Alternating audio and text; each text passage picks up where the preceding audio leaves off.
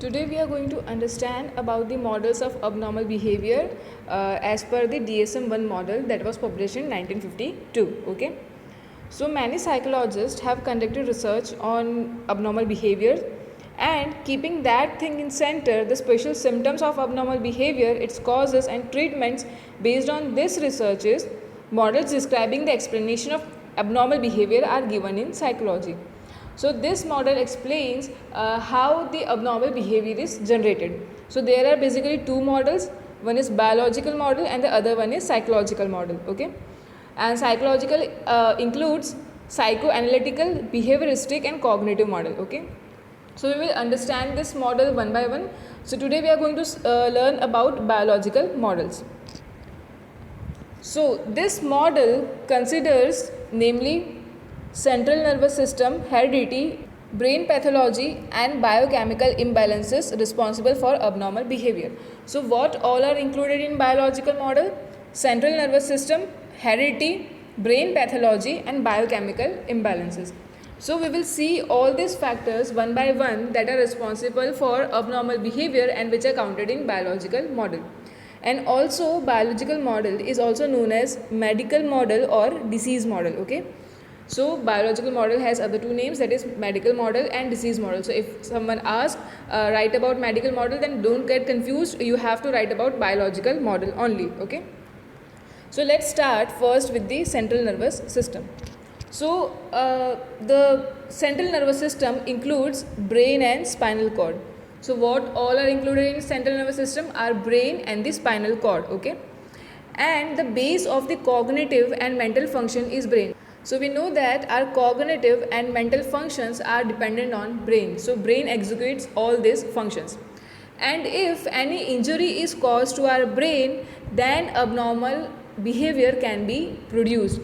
So in this way the central nervous system that is injured, and that may result into abnormal behavior. Okay, and also the direction of nerve cell, that is the direction of neurons. Nerve cell is also known as neurons, and the neurotransmitter is also responsible.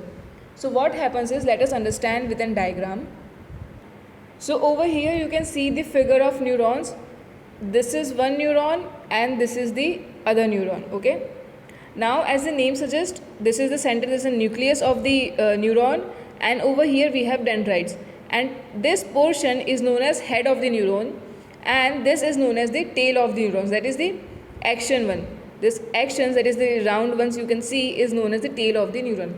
So what happens is, generally a message is transmitted through the tail. Okay, so the message comes from here, and over here in this circle, this is known as synapse.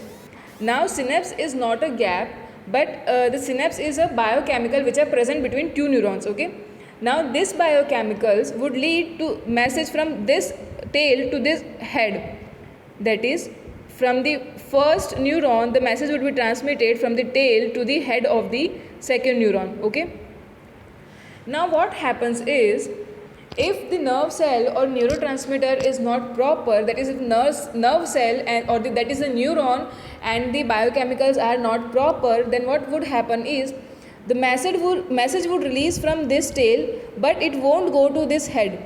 That is, the message will release from one neuron, but it won't go to the second neuron, but what would happen is, it would return to this first neuron only. That is, it would come back to the first neuron.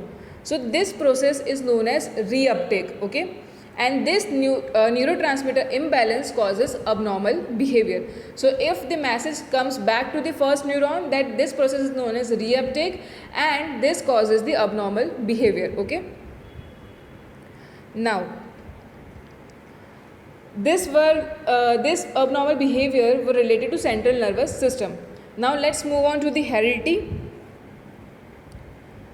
So to some extent, heredity is an important causal factor for abnormal behavior. So heredity also plays a role in abnormal behavior. That is, generally a child inherits genes from their parents, and also along with physical characteristics, psychological disorders and abnormalities are also transmitted. So genes just does not transmit physical characteristics, but it also transmits psychological disorders and abnormalities of the parents to the children. Okay. So, Paykel in 1982 carried out the study on depression and proved the importance of heredity in abnormal behavior. So, Paykel, he carried out a study and he found that depression is transmitted through heredity, and so the abnormal behavior can be seen in the children. Okay. Then Neil and Oltamanus in 1980 showed the schizophrenia is a behavior which is inherited. Now, what is schizophrenia? In schizophrenia, generally patients have delusions. He have what we can say. He is far away from the reality. His thoughts are not organized, and he sees the things which are not happened or which are not there. So, if all these symptoms are seen, then the person is suffering from schizophrenia. And according to a study, it is said that schizophrenia is also inherited. That is, it is inherited through from the parents. Okay. Then the studies conducted by Coleman shows that if parents are having abnormal behavior or suffering from some disorder, then the probability of having similar kind of abnormalities in blood relation increases. So, according to Coleman's study, he says that if a parent is suffering from an abnormal behavior or some disorder, then the probability for his child to have those abnormalities or disorder increases because of the blood relation. Okay.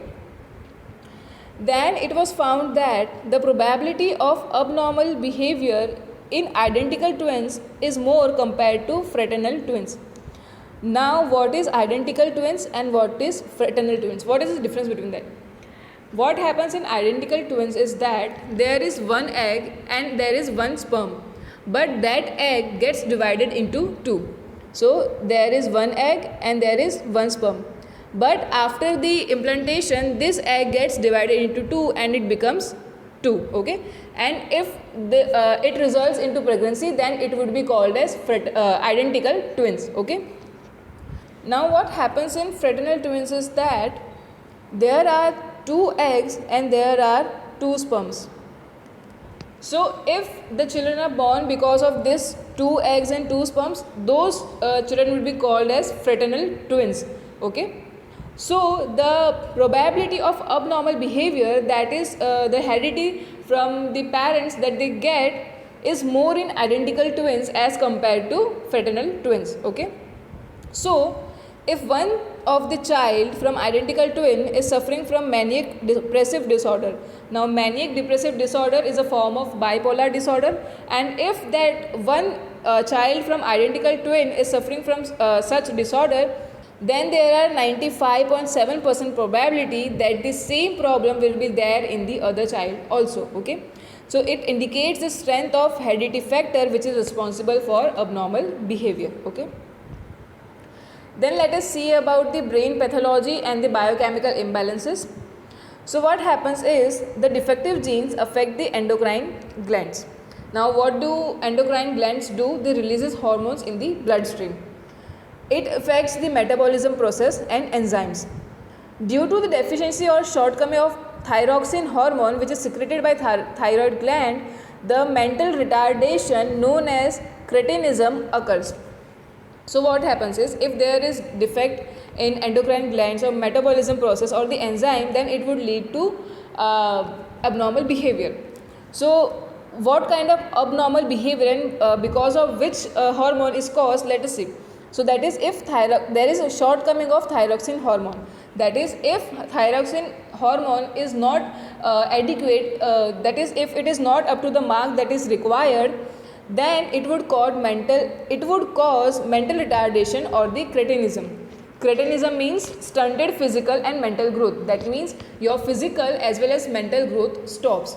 So, you must have seen someone whose age would be say 14 or 15, but whose physical appearance and his mental appearance would be of 7 or 8 years old. Okay. So, this kind of disorder is known as cretinism, and it is caused by thyroid gland.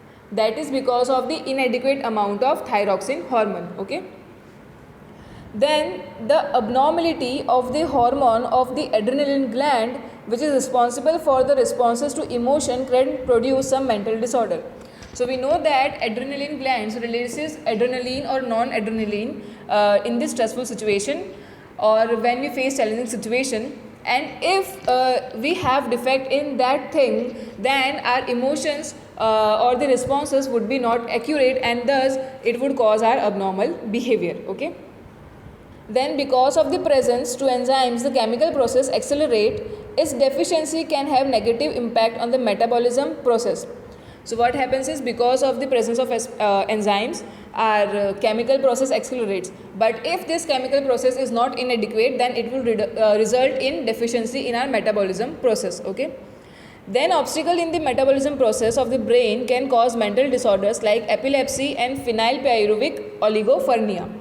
And if this metabolism process is not accurate, then it will cause our mental disorders like epilepsy or phenylpyruvik oligophrenia. Now epilepsy means the person becomes unconscious in this disorder. Epilepsy causes fainting of an individual, and phenylpyruvik oligophrenia means that in this disorder our body does not produce amino acid, and amino acid is responsible for growth, and in turn it leads to abnormal growth. So if your amino acid is not produced in an adequate amount, it will result into abnormal growth. So this condition is known as phenylpyruvik oligophrenia. Okay. And now modern biological model give more importance to biochemical processes and brain functions along with heredity. So what does modern biology gives? That is, they give more importance to biochemical processes and the brain function along with heredity. So for paralysis, delusion, Alzheimer's disease, memory loss, etc., brain dysfunction is responsible. So according to modern biology, the disease like paralysis or delusion, Alzheimer, in which you forget everything, then memory loss, etc., are because of the brain dysfunction. Okay. In our body, dopamine, norepinephrine, serotonin, GABA, etc. biochemicals are present. So all these biochemicals are present in our body. The irregularity of this chemical can cause abnormal behavior and mental disorder. And if you have irregularities in all these chemicals, if they are not inadequate, it will result into mental disorders. For example, change in the amount of dopamine can cause schizophrenia. So if there is a change in dopamine, it would result into schizophrenia. That is, you would be away from the reality, your thought process would not be accurate, and you will see what has not happened, and you will hear what has not been said. Okay. So all this happens in schizophrenia, and this schizophrenia happens because of the change in the amount of dopamine. Okay. Then changes in GABA is responsible for anxiety disorder. Now what is GABA? It is a prominent neurotransmitter. Okay, so we understood about the neurotransmitter in central nervous system, that is our neurons transmit message through neurotransmitter, and GABA is one such predominant neurotransmitter. And if there are changes in GABA, then it will result into anxiety disorders. Then serotonin plays an important role in combat of emotional disorder. So the other chemical, that is biochemical serotonin, it plays an important role to combat emotional disorders. So if the serotonin will not be in adequate amount, then it will result into emotional disorders. Okay. So this was the biological model from which the abnormal behaviors are generated. Okay. In the next video, we are going to see about the psychological model, and also in the description box you will find a link for the mind map, because all this model includes subtopics, and the subtopics also includes more subtopic. So for you to understand better, I have drawn a mind map, and you can download it from the description box. Okay.